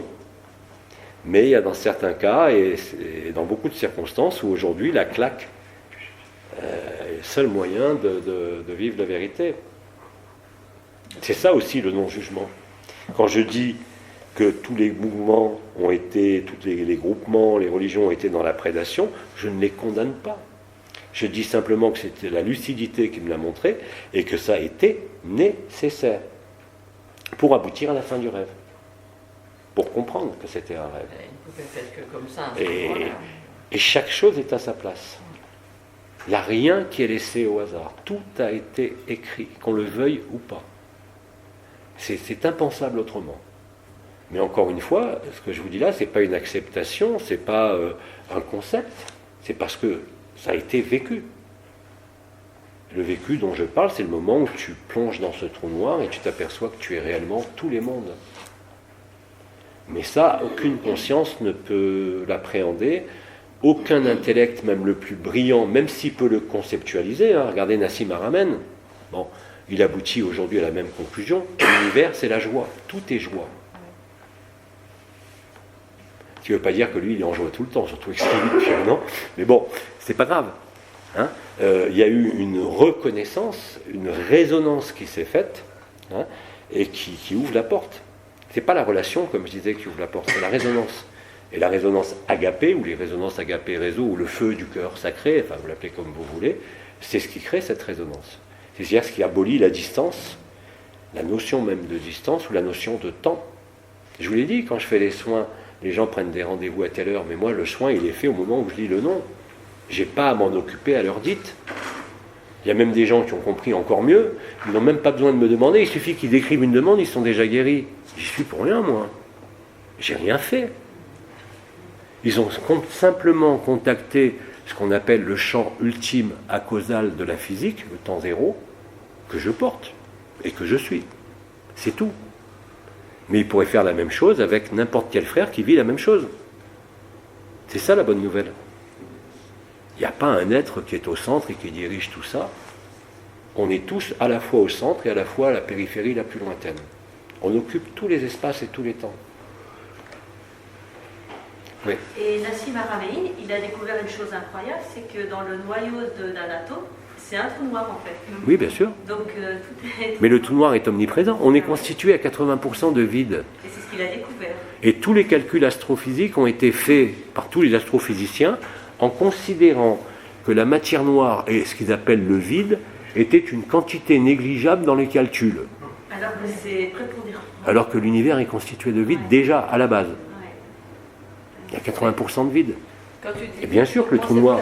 plein. Hein? Quand tu dis vide, ça ne résonne pas chez moi, vide.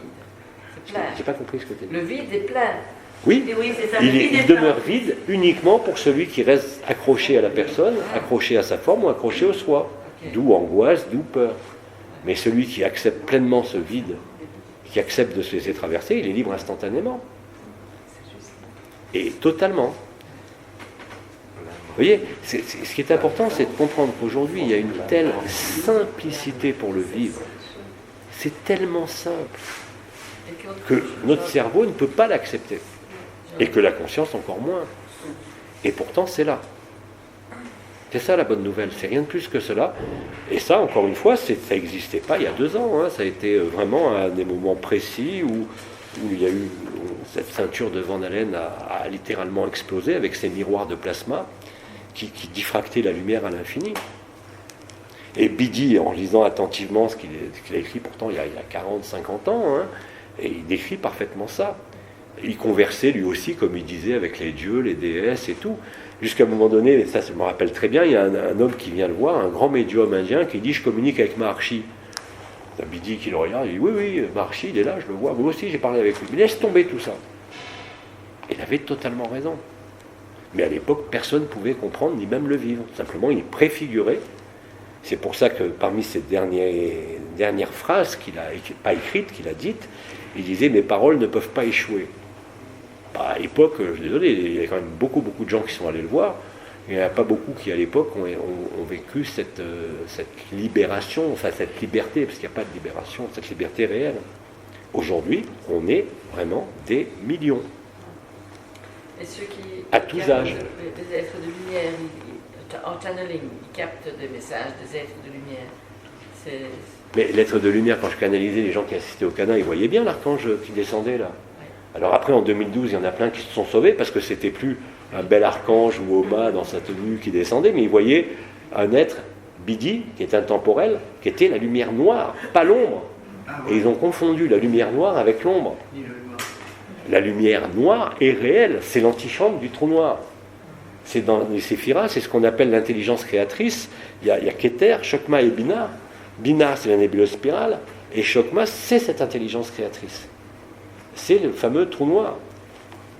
Ça a été pourtant décrit dans la Kabbale. On a la même chose dans le taoïsme, chez les Chinois, que dans le tantrisme du Cachemire. Ils sont réels, ces gens-là. Hmm? Ils sont réels, Quoi? ces êtres-là. Pas plus que toi. Pas plus que toi. Au début, les gens, jusqu'en 2012, les gens voyaient Anaël qui arrivait là. Bon, après, il y a Bidi qui est arrivé. Mais maintenant, même quand je sens là, je sais qu'il part d'ici. Il y a eu une jonction qui s'est faite entre ce qu'on appelait le canal marial, qui est descendu via la porte unité, jusqu'au chakra du cœur. Et quand la jonction est faite au niveau du cœur, c'est la nouvelle Eucharistie, comme on l'a appelée, toutes les structures vibrales se sont fondues dans le feu igné du cœur. Quand une présence émane, elle émane d'ici. Même si je la sens en même temps ici. Et vous la verrez certainement ici. Mais elle émane d'ici. C'est moi. Il n'y a que moi, puisqu'il n'y a personne. Donc ils n'ont pas plus de réalité que toi. La première fois où Anaël est apparu face à moi dans sa forme anthropomorphique de 5e dimension, j'étais terrorisé. Je l'ai réellement vu comme tu vois un désincarné ou quand tu vois un être de lumière qui apparaît au pied de ton lit, tu le vois les yeux ouverts. La première fois où il est venu, c'était à la Toussaint, avant les Noces Célestes, en 2008. La deuxième fois, j'ai essayé de rétablir un contact avec lui. Qu'est-ce que j'ai fait? Il s'est présenté sous une certaine forme. J'ai pensé à cette forme. Anaël est arrivé, il va dire, tu ne vas pas me figer dans une forme. Je ne comprenais rien à ce qu'il me disait. Il me dit, mais je ne suis pas la forme que tu vois. Je dis, mais pourtant je te vois. Il me dit, oui, moi aussi je te vois. Ah. Et ça, je n'ai pas compris tout de suite. Il n'y a qu'après, si tu veux, quand j'ai commencé, à la fin des Noces Célestes, à voyager sur ce que j'appelle les ailes de Michael, parce que Michael, il y a une forme anthropomorphique, le jeune homme tout bouclé, qui terrasse le dragon, et puis il y a sa forme dans sa dimension originale, qui n'a rien à voir, qui est une espèce d'hirondelle de 18 000 km d'envergure, dans laquelle j'étais en dessous un point minuscule de conscience. Et c'est là où je ne comprenais rien, parce que je voyais, on passait de dimension en dimension, mais je ne me déplaçais pas. J'avais l'impression qu'on était fixe, il y avait un sursaut, on changeait d'environnement. Un autre sursaut, on était dans une autre dimension. Et quelque chose que je voyais à une certaine distance, on y était instantanément. Il n'y avait pas de distance, il n'y avait pas de temps. Et à l'époque, c'était très confus en le vivant. Et quand tu vis la vérité du temps zéro, du trou noir, de l'absolu, tu réalises en le vivant que tout ça et toutes ces formes, tous ces mondes, toutes ces dimensions ne font partie que du rêve de la création. Ce sont des formes qui sont mutables. Nous, on est dans une forme fixe de la naissance à la mort, même si on grandit et on vieillit. On est habitué à notre visage. Quand on se voit dans la glace le matin, on se reconnaît. Et pourtant, il y a tellement de changements. Chaque matin, les rides ne sont pas les mêmes, comment on a dormi. Et pourtant, on se reconnaît. Un archange, lui, n'est pas figé dans une forme. Il a une forme différente dans chaque dimension qu'il peut parcourir librement. La seule dimension qu'ils ne peuvent pas parcourir librement, c'est la nôtre. Parce que c'est l'origine et la fin de la création. Et il n'y a pas d'archange incarné. C'est pas possible. Alors je sais qu'il y en a qui se prennent pour Michael, d'autres pour... Peu importe, laissez-les s'identifier à ce qu'ils veulent. Mais pourquoi est-ce qu'un archange, comme on dit, ne peut pas s'incarner? Parce que s'il est incarné, il est piégé dans la densité, qui est l'origine du rêve. Nous sommes bien plus que cette planète isolée au fin fond de notre Voie lactée, complètement excentrée, qu'on appelle le dépotoir cosmique, non. On est à la source de la création. Et c'est parce que justement on est porteur de tout ça, des archanges, des dieux, des maîtres, des perverses, du diable, de Yaldébaoth, de Marie, qui est en nous, que nous avons la clé de la solution. Et c'est pour ça que le mythe de la création se résout ici même sur Terre. Mais tout ça, ça n'existera plus. Il n'y aura plus de nom. Mais tu peux pas dire ça. Non, tu peux pas dire ça. Parce que quand tu dis ça, tu considères qu'il y a une linéarité. Tout a été créé au même moment, à l'instant initial. On a appelé l'alpha. L'oméga rejoint l'alpha, rejoint l'oméga, l'oméga rejoint l'alpha. Tu peux pas dire ça n'existera plus, ça a toujours existé. Ils seront en nous, je veux dire. Simplement, toi, tu verras clair. Il n'y aura plus besoin d'appeler l'archange Michael pour vous demander un truc. Mais surtout pas. Il est en Puisque toi. nous sommes C'est cela. déjà un retournement, je dirais, de la conscience, de l'extérieur vers l'intérieur. C'est un basculement qui met fin, justement, au mythe de la création. Mais il n'y a pas plus de Michael que de toi. Tu en es à l'origine, tu en es la cause, et tu en es le résultat de tout. Quand tu dis que nous sommes toutes les dimensions, Oui, toutes les dimensions sont dedans, comme on disait, mais nous sommes effectivement Est-ce le qu'on grand tout. aura conscience? Tu n'as pas besoin d'avoir conscience. Je sais pas, hein, je parle comme ça. Quand tu vis- de toute Non, non. l'immensité. Encore une fois, quand tu vis la vérité, tu n'as plus besoin de conscience. Bien évidemment, je suis là, je suis conscient, je vous parle. Mais dans la vérité, la conscience est un poids. C'est une maladie. Réellement, c'est pas un jeu de mots. La conscience est une maladie terrible. La seule chance qu'on ait, c'est que c'est une maladie mortelle. Voilà. S'en fout, on ne meurt jamais. Et je ne parle pas de la conscience personnelle, individuelle, qui se croit devoir se réincarner. Je parle de la vérité, là. Donc, comme toute maladie mortelle, il y a une échéance. Ah oui, il y a une espérance de vie, on va dire, hein, si on fait l'analogie avec la maladie. Merci. Et donc, si tu veux, il n'y a pas à se poser de questions, encore une fois, dans l'acceptation, dans l'accueil, ce qu'on dit, c'est vraiment la seule clé. Acceptation, aujourd'hui, je dirais, avant on avait les 4 piliers du cœur, qui sont plus que valables encore aujourd'hui, hein, l'humilité, la simplicité, la transparence et l'intégrité, l'éthique aussi, sont toujours valables, mais ils se résolvent en quoi? Je dirais en accueil, acceptation et instant présent. Vous n'avez besoin de rien d'autre. Tout le reste sont des amusements. Amusez-vous à la géobiologie, avec les cristaux, avec les énergies, avec des comprimés d'aspirine si vous voulez. Il n'y a aucune limite. Mais vous êtes lucide et du coup vous êtes léger. Réellement. Et ça ne vous empêche pas, encore une fois, je vous dis, d'utiliser l'énergétique, de chanter, de faire l'amour, de manger, de vivre, quoi. Au contraire. Mais vous n'êtes plus dupe des mouvements, des gourous, des maîtres, de ceux qui vous vendent du rêve dans le rêve, quoi. Qu'est-ce que tu penses de l'éveil de la Kundalini?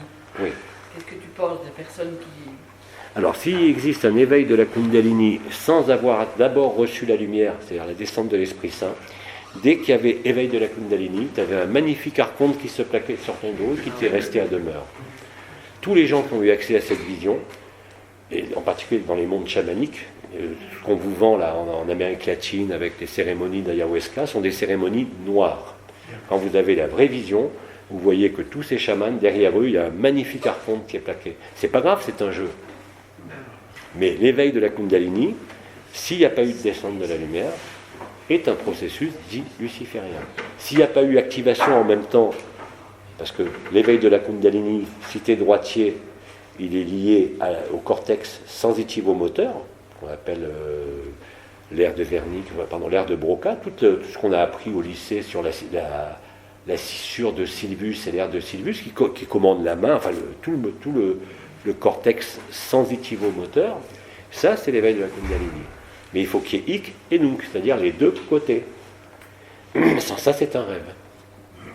Donc si on est présent ici et maintenant... Aujourd'hui, il vaut mieux chercher à être présent, totalement inscrit dans l'instant présent, dans qu'est-ce que je vis à l'instant, laisser traverser les pensées et les émotions, être disponible, accepter, même si après il faudra agir, être proactif ou prendre un comprimé ou changer de lieu ou changer de main ou changer de femme, mais d'abord accepter. Ne mettez pas au devant la conscience, ne mettez pas au devant le besoin de comprendre, d'expliquer ou de voir, et vous serez libre instantanément.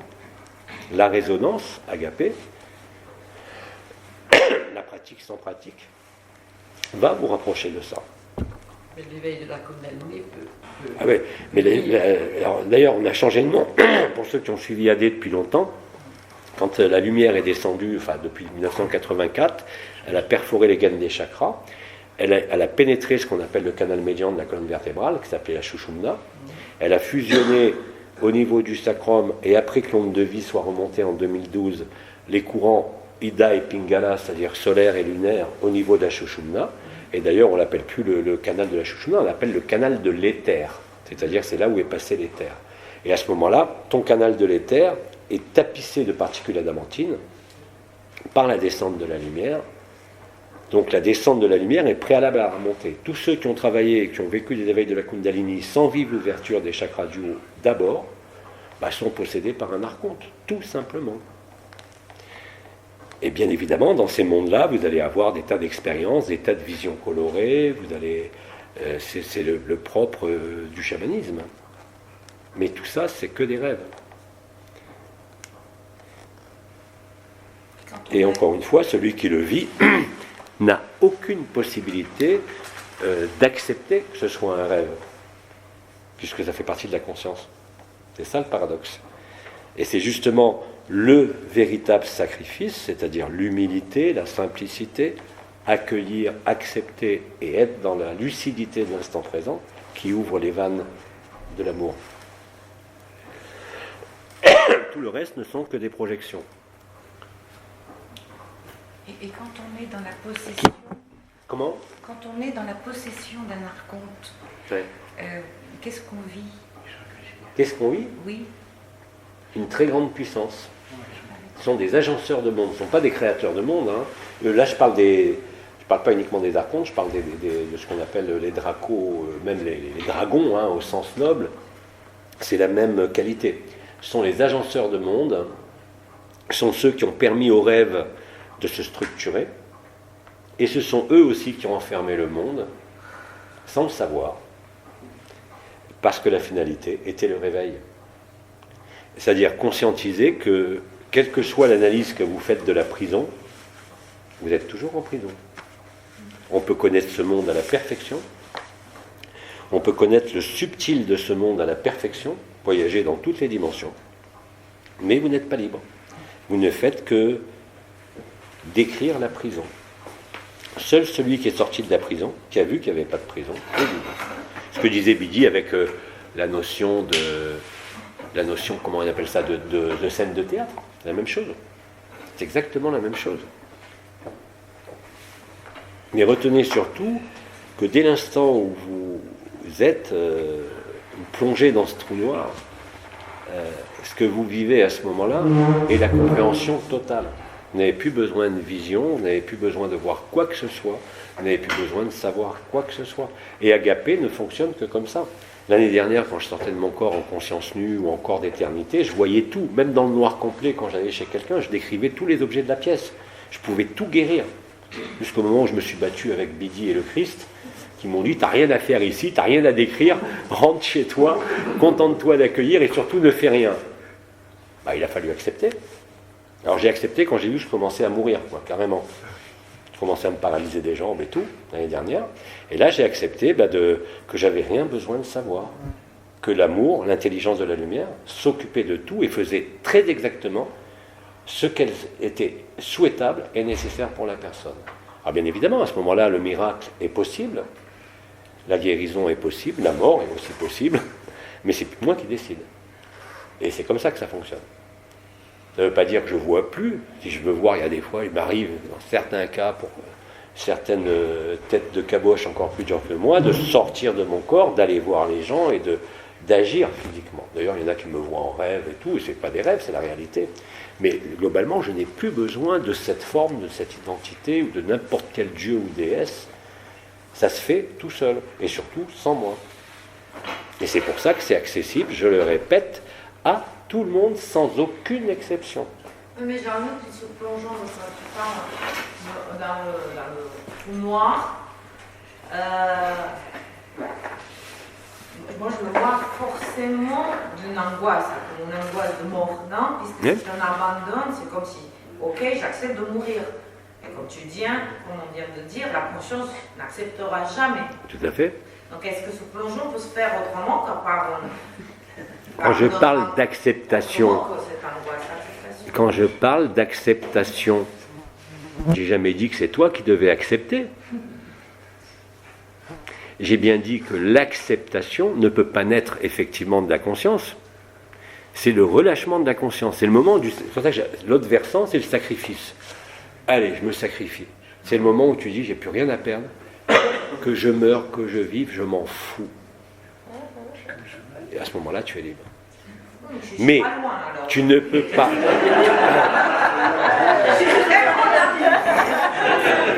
Tu ne peux pas accepter depuis la conscience, ni le mental. C'est pour ça que je parle bien. Je ne dis pas vous devez accepter. C'est le principe de l'acceptation. qui crée la vérité. Parce que l'acceptation de l'inacceptable, tu ne peux pas savoir comment accepter, puisque c'est inacceptable pour la conscience, pour ta vie, pour la morale, pour la société. Mais c'est un mécanisme qui se produit à l'intérieur de toi, qui est identifié d'ailleurs en neurosciences et par rapport au neuromédiateur, parce que ce qu'on appelle l'éveil, au moment où tu commences à sentir les énergies, les chakras qui s'ouvrent, ça c'est lié à ce qu'on appelle la dopamine, c'est un neuromédiateur. Mais la liberté n'a rien à voir avec la dopamine, c'est le moment où tu baignes dans l'ocytocine. Alors l'ocytocine, mesdames, vous connaissez tous si vous avez allaité un enfant, c'est ce moment de plénitude où vous faites l'impression d'une communion totale avec l'univers, avec l'enfant.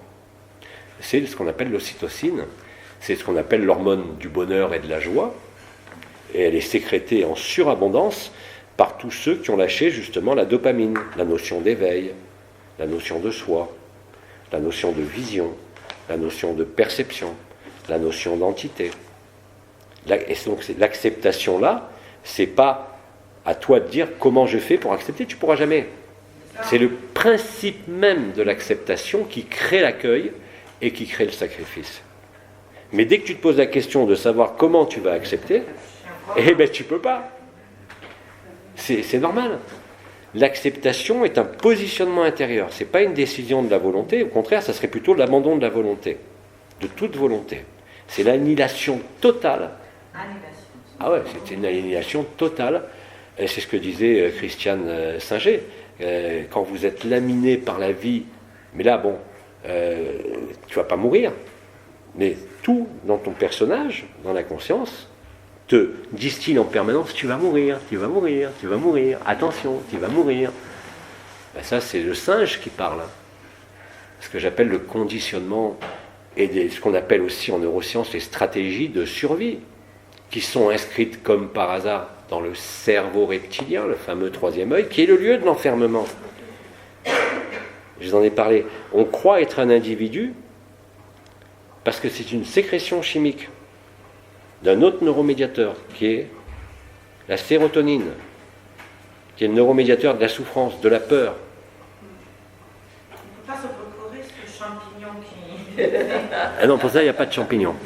Pour ça, il y a pour ça, il y a des antéogènes qui existent. Un que vous trouverez nulle part, bien sûr, qui est la DMT injectable, la diméthyltryptamine, et pas la MDMA. La MDMA, c'est une drogue qu'utilisent les combattants de Daesh. La DMT est une substance naturelle qu'on trouve dans certains champignons magiques, mais que je te déconseille d'absorber toute seule chez toi. Vous avez d'autres molécules dont j'ai parlé, la salvinorine. En une injection, vous mettez fin au mythe d'individualité, réellement et concrètement. Je vous ai dit aussi qu'il y avait des bobines d'induction magnétique, avec le casque, d'ailleurs si vous voulez l'acheter, ça coûte 200 €, ça s'appelle le casque Shakti, le bien nommé, du professeur Michael Perseguier, que vous reliez à un ordinateur, vous avez des bobines d'induction, et selon que vous mettez les bobines sur les 12 étoiles, là, vous déclenchez ce que vous voulez. Et même la fin du mythe d'individualité. La souffrance, elle vient du fait de se croire un individu, ou de se croire une forme, ou de se croire un monde. Parce que le monde, les mondes, sont une souffrance. La conscience est une souffrance. Donc tu ne peux pas, depuis la conscience, et depuis le mental encore moins, quand je parle d'acceptation, ne traduis pas ça par le fait que je dois accepter avec mon mental. Non, c'est un positionnement d'accueil total, indéfectible de ce qui est, sur lequel tu acceptes que tu ne peux rien changer, parce que tout, absolument tout a été écrit. Dès que tu acceptes ça, réellement, donc l'acceptation au sens archétypiel, si je peux dire, et pas mental ni au sens de la conscience, tu es libre instantanément. Mais bien évidemment que pendant ce temps-là, ta conscience va te susurrer « danger, danger, danger, c'est pas vrai, c'est pas vrai, c'est pas vrai ». On a vécu aussi qu'il y a un observateur qui voit justement quand la vibration arrive tellement puissante et la pulsation, il y a quelque chose de tellement puissant, c'est comme si on dirait que je... Faire exactement...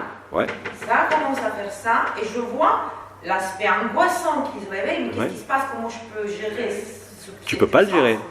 Encore une fois. Une espèce de résistance entre... Ne cherche à rien faire. Il n'y a rien à faire.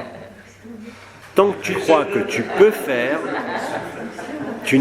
tout ce que tu crois pouvoir faire te met en opposition, en résistance et en friction. À ce moment-là, qu'est-ce qui va se passer? Même si ça ne se passe pas dans la tête, le corps, lui, il va trinquer, parce que tu vas être envahi de feu de plus en plus, de vibrations, de tremblements, au-delà du raisonnable, si je puis dire. Et à ce moment-là, la conscience est réidentifiée à la vibration. Il reste 2 minutes pour toi et pour toi. Ça fait 4, ça. Ça fait 4, ça fait 9. Moi, je veux juste Ouais, te vas-y, demander Claude. si tu as entendu parler de... Il n'y a pas longtemps, j'ai vu sur Internet un monsieur qui avait branché qui a inventé un appareil. Il a branché sur les plantes et il a fait... Oui, bien sûr. Et alors, les plantes, elles chantent. Bien sûr qu'elle chante, les plantes. Et Elles peuvent alors, même crier. Il a fait des sons magnifiques. Et Tu as en les même travaux temps, avant lui, il y a 40 ans, tu avais un monsieur qui s'appelait Lyall Watson, qui a écrit des livres Super Nature, et qui a démontré, en branchant des électrodes, mais sans le convertir en son, tu mets une plante verte avec 2 électrodes, une dans les racines, une dans la tige.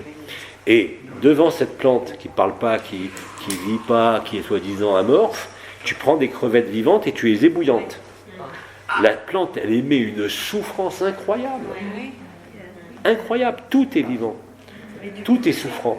Du coup, ces sons, il les a amplifiés pour mettre dans une serre et les plantes, elles ont... Oui, tu entends la musique, c'est la même chose que ce que je disais par rapport à Joël Sternheimer sur les protéodies et les fréquences sonores. Oui, bien sûr, c'est la vérité. Et vous savez qu'un arbre pulse, mais la pulsation de l'arbre, elle n'est pas comme nous, 60 par minute. C'est une pulsation tous les 2000 minutes. Donc, le cœur des arbres existe. Pas sur la même fréquence que nous, comme les plantes. Mais la conscience est partout. Elle est dans l'atome, elle est dans le trou noir, à la limite de l'être et du non-être. Elle est dans les personnes, elle est dans la plante avec la même intensité. Alors bon, sans aller jusqu'à l'extrémisme des végans, mais celui qui est très sensible pourrait entendre sa feuille de salade quand il est en train de la manger, entendre sa souffrance. Oui, elle souffre réellement, mais pas dans le même espace-temps que nous, donc on ne l'aperçoit pas. Mais elle est réelle. La carotte que vous épluchez souffre autant que le canard que vous allez manger. Et est-ce qu'on peut se nourrir que de lumière? Alors, il y en a qui le font, mais je ne vous conseille pas. Moi, j'essaie à chaque fois et je suis très fatiguée. En fait. Par contre, quand tu es effectivement libéré, d'ailleurs, c'est un problème parce que tu ne ressens plus la faim. Voilà. Ouais. Tu peux avoir toujours des désirs de manger, mais fonctionnellement et physiologiquement, tu n'as vraiment plus de faim. Et j'ai un taux d'hémoglobine et de fer très bas. Ben oui. Donc après, je suis obligée de remanger Exact. pour le remonter. Parce que ça, c'est pas de l'alimentation pranique, c'est l'alimentation réelle de la lumière. Mais qu'est-ce qui se passe quand tu deviens totalement lumière? Ben, tu meurs. Bon, c'est dommage de rater la fin de l'histoire quand même. Donc autant rester bien vivant, bien incarné, de manger, de faire l'amour si vous êtes en âge, et de partager, et de vivre, quoi. Hein? Aujourd'hui, vous avez plus de chances, en étant vivant dans votre vie, d'être véritable, que de vous mettre dans un ashram ou dans une grotte tout seul. Hein. Ça, c'est du pipeau, là. Le Bouddha sur son arbre, là, qui dit oui. Mais attendez, mais vous ne voyez pas le cinéma, c'est du cinéma. Ben, Ivanov, à une époque, il nous proposait de faire des jeûnes secs pour métaboliser la lumière. Et exact. ça aussi, c'est plus mais ce jeûne, si, c'est utile, mais ce jeûne sec qui dure 24 heures, 3 jours. C'est ça, voilà. Mais vivre et se nourrir de lumière, je ne parle pas d'alimentation pranique. Hein. T'as vu dans quel état elle a fini Marthe Robin? Merci, j'ai pas envie de finir dans un lit avec une hostie par semaine. Je préfère être vivant. Hein? Yogaland a parlé dans ça. Ils ont visité et qu'ils vivaient comme ça.